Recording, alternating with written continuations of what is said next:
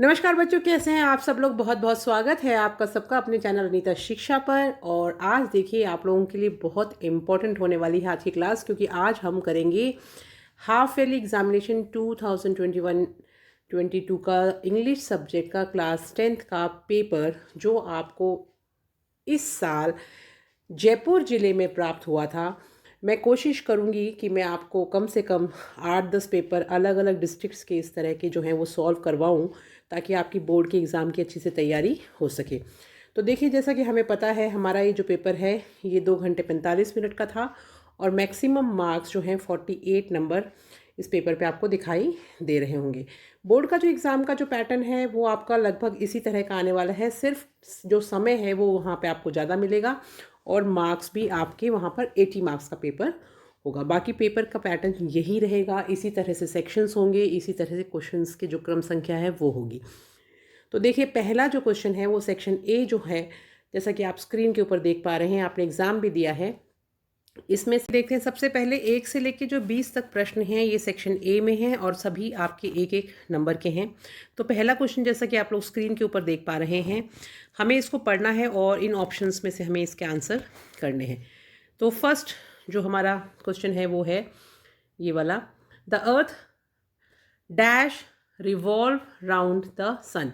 अब क्योंकि ब्रैकेट के अंदर हमारे को एक क्रिया दी हुई है रिवॉल्व, और अर्थ जो है धरती है और सिंगुलर है, इसलिए हमारे को जब हम इसको सॉल्व करेंगे तो ये हो जाएगा the earth revolves round the sun.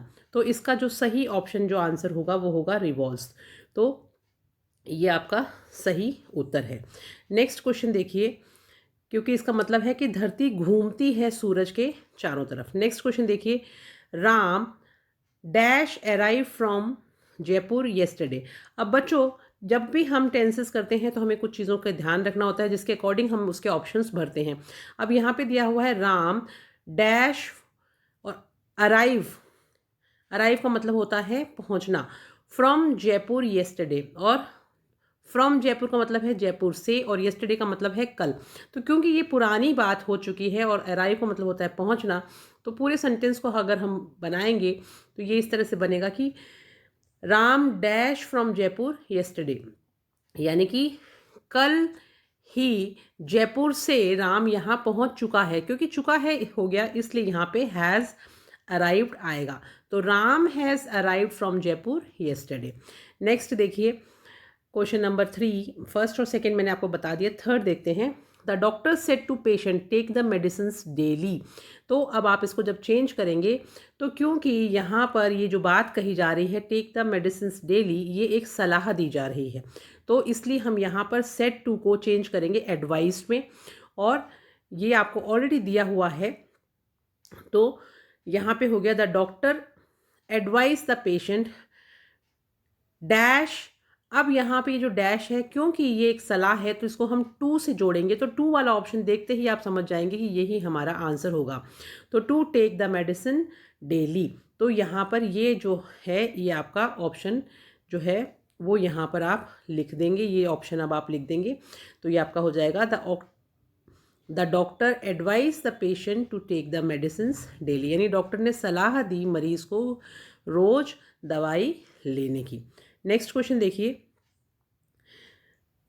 Vivek said to Ajay where do you live.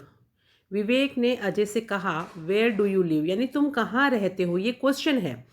तो अब यहाँ पे जब प्रश्न पूछा जा रहा है तो हम यहाँ पे देखिए आंसर में ऑलरेडी दिया हुआ है, विवेक आस्क्ड अजय, कि विवेक ने अजय से पूछा कि क्या पूछा, वेयर डू यू लिव, कि तुम कहाँ रहते हो, तुम कहाँ रहते हो। तो फिर इसका आंसर हो जाएगा वेयर डिड ही लिव, यानी कि वो कहाँ पर रहता है। तो इसका ऑप्शन हो जाएगा ए। नेक्स्ट देखिए, अब आगे चलते हैं। 2-2 मेक 4, ये बहुत सिंपल है, 2 और 2 4 होते हैं, तो यहाँ पे 2 and 2 मेक्स 4 हो जाएगा आंसर। नेक्स्ट ऑप्शन देखिए, he is dash a poet dash a writer. दो चीज़ें आएगी कि वो दो चीज़ें हैं यहाँ पर, कि वह कवि है लेखक है, तो वो दोनों है। क्या क्या है वो दोनों, ही इज़ बोथ, वो दोनों है, और क्या है यहाँ पे बोथ आएगा और यहाँ पे एंड आएगा, तो इसलिए बोथ एंड ऑप्शन जो है वो सही ऑप्शन है। नेक्स्ट क्वेश्चन देखिए, question number 7, I was 20 dash she pass secondary examination, यानी मैं 20 साल का था जब उसने सेकेंडरी परीक्षा पास करी, उत्तीर्ण करी। तो यहाँ पे तब, उस समय की बात चल रही है, तो यहाँ पे आएगा when. I was 20 when she pass secondary examination. ठीक है, तो ये इसका ऑप्शन हो जाएगा। नेक्स्ट देखिए, Mohan went to the doctor dash told him to take rest, यानी मोहन डॉक्टर के पास गया जिन्होंने उसको कहा कि तुम आराम करो। तो क्वेश्चन नंबर 8 हम कर रहे हैं। Mohan went to the doctor dash told him to take rest, कि मोहन जब डॉक्टर के पास गया ना तो किसने कहा, उन्होंने कहा। तो यहाँ पर क्या आएगा, हु आ जाएगा। मोहन वेंट टू डॉक्टर, यानी मोहन डॉक्टर के पास गया। Who told him to take rest, जिन्होंने उसको आराम करने के लिए कहा। नेक्स्ट देखिए, she has sold her house, change in passive voice, इसको हमें पैसिव वॉइस में चेंज करना है। जिस तरह से ऊपर हमने 2 क्वेश्चंस किए थे डायरेक्ट इनडायरेक्ट के, जो एडवाइस वाला क्वेश्चन किया था ना, जिससे वो डायरेक्ट से इनडायरेक्ट में चेंज करने का था, उसी तरह से ये पैसिव वॉइस में चेंज करने का क्वेश्चन है। She has sold her house, तो इसका जो ऑप्शन है, सही ऑप्शन जो है वो हो जाएगा, her house had been sold by her. तो इसका ये जो ऑप्शन है ये सही ऑप्शन आंसर होगा। नेक्स्ट देखिए, नेक्स्ट क्वेश्चन देखते हैं हम। ये भी वापस आपका पैसिव वॉइस का है, ओपन द विंडो। तो इस तरह के जो क्वेश्चंस होते हैं उसमें हम लेट से उसको स्टार्ट करते हैं, let the window be open. ठीक है, तो इसका ऑप्शन ये हो जाएगा। नेक्स्ट देखिए, what was the real name of भोली होना चाहिए, यहाँ पर ऑफ मिसप्रिंट है। What was the real name of भोली, यानी भोली का असली नाम क्या था। तो हम सब जानते हैं, हमने चैप्टर भी पढ़ा है, what was the real name of भोली, यहाँ पे नेम के बाद में ऑफ आएगा। What was the real name of भोली, तो यहाँ पे आप ऑफ देख लीजिएगा, इधर ऑफ होना चाहिए, जो मिसप्रिंट है यहाँ पे ऑफ होगा। तो यानी भोली का असली नाम क्या था, तो भोली का असली नाम था बच्चों सुलेखा। अगर आप लोगों ने नहीं पढ़ा है तो इस चैप्टर को आप अनीता शिक्षा पे जाके पढ़ लीजिएगा, पूरा आप अच्छे से क्लियर हो जाएगा किसका क्या क्या नाम था। हु वॉज मैक्स, मैक्स कौन था, तो मैक्स जो था वो एक सीक्रेट एजेंट था। तो इसका आंसर होगा मैक्स का ऑप्शन डी। अब ये पेज नंबर 2 पे आ गए। अब पेज नंबर 2 के क्वेश्चन स्टार्ट हो गए हैं, वही कंटिन्यू चल रहा है। Question number 13, where did Hari Singh sleep, Hari Singh कहाँ सोया था, जो द थीफ स्टोरी जो चैप्टर है उसमें से है क्वेश्चन, तो वो बालकनी में सोया था। तो ऑप्शन हो जाएगा सी। नेक्स्ट क्वेश्चन देखिए, what was the name of the scientist, वैज्ञानिक का नाम क्या था। फुटप्रिंट्स विदाउट फीट बुक में से ये क्वेश्चन है, तो वैज्ञानिक का नाम था ग्रिफन। उसके बाद में नेक्स्ट क्वेश्चन देखिए, when did Mandela discover that his freedom had already been taken from him, Mandela को इस चीज़ का कि उसने खोज कब करी या उसको कब पता चला कि उसकी आज़ादी तो पहले से छीनी जा चुकी है। तो ये क्वेश्चन नंबर 15 है। Nelson Mandela long walk to freedom जो चैप्टर है आपका फर्स्ट बुक का, फर्स्ट फ्लाइट का, उसमें से क्वेश्चन है। तो कब पता चला था उसको, when he was a young man, जब वो थोड़ा सा जवान हुआ तब उसको पता चला कि भाई उसकी आज़ादी तो जो है वो ऑलरेडी छिन चुकी है, क्योंकि सही मायने में आज़ादी का मतलब उसको तभी समझ में आया था। नेक्स्ट क्वेश्चन देखिए, whose help did Lencho hope for, Lencho को किसकी मदद की उम्मीद थी। तो बहुत अच्छे से मैंने आपको ये चैप्टर में पूरा समझाया है। तो the help of God, Lencho को भगवान से मदद की ज़रूरत थी और उसे पता था कि भगवान उसकी मदद करेंगे, तो द हेल्प ऑफ गॉड इसका सही आंसर होगा। नेक्स्ट देखिए, why was the young seagull alone, young seagull जो थी वो अकेली क्यों महसूस कर रही थी, वो अकेला क्यों उसको लग रहा था। बिकॉज इसलिए यंग सीगल को अकेला लग रहा था क्योंकि जो उसके भाई और बहन थे वो ऑलरेडी उड़ चुके थे, उन्होंने अपनी उड़ान, पहली उड़ान जो है वो भर ली थी। तो इसलिए इसका ऑप्शन जो है वो होगा C, because his brother and sister had flown away but he had not. तो इसलिए ये आंसर उसका सही होगा। क्वेश्चन नंबर 18 देखिए, what was the third topic for essay writing. Essay writing का जो थर्ड टॉपिक था वो क्या था? बच्चों, हमने चैप्टर में पढ़ा कि जो अध्यापक थे एनी फ्रैंक के, उन्होंने उसको सज़ा दी और सज़ा देने के बाद में उसको अलग अलग टाइम पर 3 बार उसको लेख लिखने के लिए कहा। तो फर्स्ट टाइम, सेकेंड टाइम और थर्ड टाइम 3 बार में उसने अलग अलग तरह के उसको लेख दिए गए थे। फर्स्ट टाइम उसको दिया था अ चैटर बॉक्स के ऊपर, दूसरी बार जब उसको दिया था एन इनकरेजिबल चैटर बॉक्स पे दिया, और तीसरी बार जो दिया था वो क्वैक क्वैक क्वैक दिया था। तो अभी जैसे इस बार ये पूछ लिया कि थर्ड टॉपिक क्या था, वैसे ही अगर आपको फर्स्ट सेकंड भी पूछे तो आपको पता होना चाहिए कि फर्स्ट था चैटर बॉक्स, सेकंड था एन इनकरेजिबल चैटर बॉक्स और थर्ड था क्वैक क्वैक क्वैक। ठीक है, चलिए नेक्स्ट क्वेश्चन देखते हैं। Who was Peggy's closest friend. Peggy की सबसे करीबी जो दोस्त थी वो कौन थी?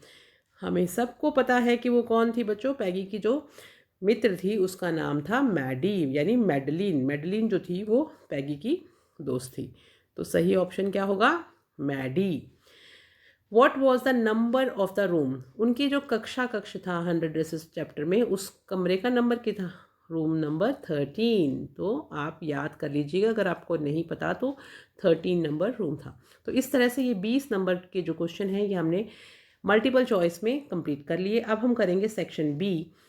सेक्शन बी में अब आपको क्वेश्चन फ्रेमिंग में से एक क्वेश्चन दिया गया है, क्वेश्चन बनाना है और आंसर दिया हुआ है। आंसर को आप ध्यान से पढ़िए, आंसर पढ़ने के बाद आप इस क्वेश्चन को बना पाएंगे। तो वेयर से बनेगा और यहाँ पे देखिए क्वेश्चन मार्क दिया हुआ, तो ये आपको फुलफिल करना है। और करना कहाँ से है?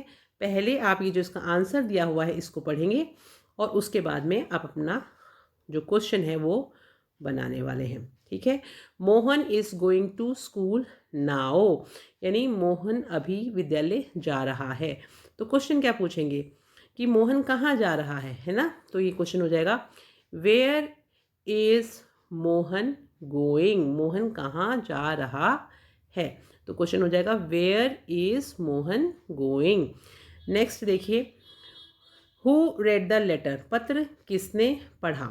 अब ये जो क्वेश्चन है ये आपको 20 से 30 शब्दों में इस प्रश्न का उत्तर करना है। तो हु रेड द लेटर, पत्र किसने पढ़ा था? हमें सबको पता है कि पत्र जो था वो पोस्ट मास्टर ने पढ़ा था। तो the post master read the letter. अब क्योंकि ये 20 to 30 वर्ड्स में लिखना है तो आप चाहें तो इसको थोड़ा सा और बड़ा कर सकते हैं। उसको बढ़ाने के लिए आप ये लिख सकते हैं कि लेंचो का जो पत्र था वो पोस्ट मास्टर ने पढ़ा था। तो आप इसको ऐसे भी लिख सकते हैं, the post master read the letter which was posted by Lencho. ठीक है, नेक्स्ट क्वेश्चन देखिए, why did international leader gathered in Pretoria. International जो लीडर्स थे यानी अंतर्राष्ट्रीय नेता जो थे वो इकट्ठे क्यों हुए थे प्रिटोरिया में? वो वहाँ पर एक सेरेमनी अटेंड करने आए थे। आपको पता है किस चीज़ की सेरेमनी थी? वो नेल्सन मंडेला जी का शपथ ग्रहण समारोह था, उसको अटेंड करने के लिए आए थे, इसलिए वो सब लोग वहाँ पे इकट्ठे हुए थे और एक बहुत ही बड़ा ऐतिहासिक दिन था। ये जो 22 नंबर क्वेश्चन था इसमें चॉइस थी, आपको कोई भी एक एग्जाम में करना है जहाँ पे भी और लिखा हुआ होता है। अब 23 नंबर क्वेश्चन देखिए, does Anil realise that he has been robbed. क्या अनिल को एहसास हो गया था कि उसको लूटा गया है? बिल्कुल उसको एहसास हो गया था, क्योंकि जब उसने पैसे दिए हरी सिंह को सुबह 50 का नोट, तो वो गीला था, तो उससे वो समझ चुका था कि ये जो पैसे हैं ये चोरी किए गए थे और वापस रखे गए हैं, लेकिन उसने उसको पता नहीं चलने दिया। तो नेक्स्ट क्वेश्चन देखिए, why ice will be cause of destruction of the world. यानी ये जो कविता है फायर एंड आइस, उसमें से क्वेश्चन है कि संसार जो है उसका जो विनाश है उसका कारण बर्फ़ कैसे बनेगी, क्योंकि बर्फ़ को कंपेयर किया गया है नफ़रत से। तो जिस तरह से नफ़रत फैलती है और सब कुछ ख़त्म कर देती है और आइस भी ठंडी होती है और सब चीज़ों को जमा देती है, वैसे ही नफ़रत जो है वो दुनिया का अंत कर देगी। इसका आंसर ये होगा। नेक्स्ट क्वेश्चन देखिए, how does he treat the dog. A triumph of surgery chapter में से है कि जो डॉक्टर थे उन्होंने किस तरह से कुत्ते को ठीक किया। तो बहुत ही साधारण तरीके से उन्होंने कुत्ते को ठीक किया था, कोई उसकी सर्जरी नहीं की गई थी, उसको सिर्फ खाने के लिए कम दिया था और लिमिटेड दिया था जिससे कि वो थोड़ा एक्टिव हो सके।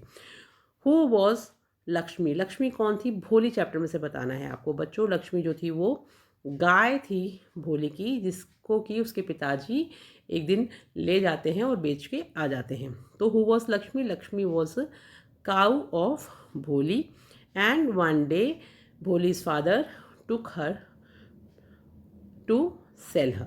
तो इस तरह से आप उसको लंबा भी कर सकते हैं आंसर को, नहीं तो जितना पूछा गया है उतना लिखेंगे तो भी आंसर सही होगा। आगे चलिए नेक्स्ट क्वेश्चन देखते हैं 25 नंबर पे। ये आपको कविता में से क्वेश्चन दिया गया है। ये पूरा, जब हम इस पूरे एक्सट्रैक्ट को देखेंगे, ये देखिए ये पूरा एक्सट्रैक्ट है। अब यहाँ पर ये पूरा एक्सट्रैक्ट दिया हुआ है, इसमें से क्वेश्चन पूछा हुआ है who shook down the dust of snow, कि डस्ट ऑफ स्नो किसने गिराई? A crow. तो आंसर होगा a crow shook down the dust of snow. Next question है where was the crow sitting, कहाँ पे बैठा हुआ था कौवो? तो कौवा कहाँ बैठा था? The crow was sitting on the hemlock tree, hemlock जो पेड़ था उसके ऊपर वो बैठा हुआ था। फिर देखिए क्वेश्चन नंबर 26 में आपके 4 नंबर का क्वेश्चन है। 4 एक एक नंबर के आंसर्स करने हैं आपको। पूरा इस पैसेज को पहले पढ़ना है, ये पूरा पैसेज दिया हुआ है, इसको आप पढ़िए और फिर बाद में उसके अंदर से आपको 1 2 3 4 प्रश्न पूछेंगे, इनके आंसर्स करने हैं। तो एक एक करके कर लेते हैं। Where did he stand? तो यहाँ पे जो क्वेश्चन है इसका आंसर आपको इस पैसेज के अंदर से ही मिलेगा। तो where did he stand? Not a leaf remained on the tree, the corn was totally destroyed, the flowers were gone from the plants. Lencho's soul was filled with sadness when the storm had passed. He stood in the middle of the field and said to his sons, a plague of locusts would have left more than this. The hail has left nothing. This year we will have no corn. ये पूरा मैंने पढ़ा आपके लिए। अब यहाँ पर stand word दिया हुआ है, उसी का पास्ट टेंस है। ये देखिए यहाँ पे स्टूड, तो इसको देखते ही आपको समझ में आ जाना चाहिए कि यहाँ से इसका आंसर शुरू हो जाएगा। He stood in the middle of the field and said to his sons. तो अगर आप चाहें, अगर खाली इतना भी लिखते हैं where did he stand, he stood in the middle of the field, तो ये आपका आंसर सही होगा। नेक्स्ट क्वेश्चन देखिए, which two forces mentioned in the passage can destroy crops, यानी ऐसी दो कौन सी ताकतें हैं जिनके बारे में इस पैसेज में बताया गया है जो कि फसल को ख़त्म कर सकती हैं। तो दो चीज़ें जो हैं वो, एक तो है लोकस्ट, अब दो चीज़ें जो हैं अ प्लेग ऑफ लोकस्ट यानी टिड्डी दलों का हमला, और दूसरा हमने ऑलरेडी पढ़ा हुआ है हेल स्ट्रोम यानी ओला वृष्टि। तो ये दो चीज़ें हैं जो कुछ भी नहीं छोड़ती, सब कुछ ख़त्म कर देती हैं। नेक्स्ट क्वेश्चन देखिए, व्हाट वाज टोटली डिस्ट्रॉयड, क्या चीज़ थी जो पूरी तरह से नष्ट हो गई थी? तो लेंचो का जो खेत था वो पूरा का पूरा नष्ट हो गया था और बिल्कुल भी मक्का नहीं बची थी। The hell has left nothing, hello ने सब कुछ डिस्ट्रॉय कर दिया था और लेंचो की जो मक्के की जो खेती थी वो पूरी की पूरी खराब हो चुकी थी। Not a leaf remained on the tree, the corn was totally destroyed. तो ये आंसर हो जाएगा। डिस्ट्रॉयड वर्ड से ही आप पकड़ लेंगे कि आंसर आपको कहाँ मिलेगा, यहाँ पे मिलेगा। ठीक है, नेक्स्ट क्वेश्चन देखिए, who was filled with sadness, तो इसका आंसर क्या होगा? Lencho soul was filled with sadness, तो यह इसका आंसर हो जाएगा। तो चलिए बच्चों, हमने चारों क्वेश्चन ये भी कर लिए। अब हम पढ़ते हैं सेक्शन सी। सेक्शन सी में भी वापस से आपको एक पैसेज दिया हुआ है, ये वाला पूरा पैसेज आप पढ़ेंगे और उसके बाद में इसके नीचे दिए हुए जो आंसर्स करने हैं आपको इन क्वेश्चंस को पढ़ के। तो पहला जो क्वेश्चन है इसको थोड़ा छोटा कर देते हैं ताकि पूरा पैसेज एंड क्वेश्चन हम दोनों चीज़ एक साथ देख सकें। तो चलिए, पहला जो क्वेश्चन है वो है what is one major problem of the world. तो पहले ही लाइन में आपको इसका आंसर मिल जाएगा। Our major problem that faces the world today is the rapid growth of population, कि जो जनसंख्या वृद्धि है वही सबसे बड़ी समस्या है आज के ज़माने में संसार की। What will be the impact of this population explosion, और इस बढ़ती हुई जनसंख्या का क्या असर होगा? तो बढ़ती हुई जनसंख्या का क्या असर होगा, यहाँ से देखिए, expert predict that by 2025 there will be about 10 billion people causing serious problems of hunger, overcrowding and environmental population. Next question देखिए, find the word from the passage which means fast. fast के लिए आपको एक word ढूंढना है और हम जब इस पूरे पैसेज को पढ़ेंगे तो आपको रैपिड जो वर्ड है वो मिलेगा। Find the word from the passage which means fast. तो फास्ट जो वर्ड है इसके लिए आपको रैपिड, ये जो है रैपिड ग्रोथ यानी बहुत तेज़ी से पढ़ना। तो ये फास्ट के लिए हम जो वर्ड यूज़ करेंगे वो है रैपिड। दोनों का मतलब होता है बहुत ही तेज़ी से। नेक्स्ट क्वेश्चन देखिए, find from the passage the opposite of decrease. Decrease का विलोम शब्द ढूंढना है। वैसे हमें पता है कि डिक्रीज का विलोम शब्द होता है इंक्रीज, तो आप जहाँ पे भी आपको पूरे पैसेज को आप पढ़ेंगे तो इंक्रीज वर्ड मिल जाएगा। और तो डिक्रीज का वर्ड जो है ऑपोजिट होगा इंक्रीज, ये IN यहाँ पे है और CREAS से इंक्रीज, तो ये इसका ऑपोजिट हो गया इंक्रीज। नेक्स्ट देखिए सेक्शन डी स्टार्ट हो गया। इसमें क्वेश्चन नंबर 28 है, right a paragraph in about 75 words on any of the following. आपको इनमें से किसी के भी ऊपर एक पैराग्राफ लिखना है। 3 आपको ऑप्शंस दिए हुए हैं। फर्स्ट है माय फेवरेट टीचर, दूसरा है माय स्कूल और तीसरा है अ लोकल फेयर, यानी कि आपका कोई पसंदीदा अध्यापक या आपके विद्यालय के बारे में या फिर एक लोकल फेयर के बारे में। उसके बाद में क्वेश्चन नंबर 29 में देखिए, यू आर रवि और रश्मि, ये आप रवि या रश्मि दोनों में से कोई भी अपने आप को मान सकते हैं। लड़कियों को नाम लिखना है रश्मि, लड़कों को लिखना है रवि। लिविंग इन जयपुर, आप जयपुर में रहते हैं। Your friend Dinesh Diksha has first rank in his school 10th board examination. अब ये देखिए जो क्वेश्चन है ये थोड़ा सा आगे पीछे सा है, लेकिन ये वैसे पूरा क्वेश्चन जो है वो ये है, आप यहाँ से इसको समझिए। You are Ravi Rashmi living in Jaipur. Your friend Dinesh Diksha has first rank in his school 10th board examination. Write a letter congratulating him on his success. यानी आपको अपने मित्र को पत्र लिखना है और उसको बताना है कि भाई आपकी सफलता जो मिली है, आपको 10वीं बोर्ड की परीक्षा में इतने अच्छे नंबर आए हैं, आपके फर्स्ट रैंक आया है, उसके लिए आपको बधाई देनी है।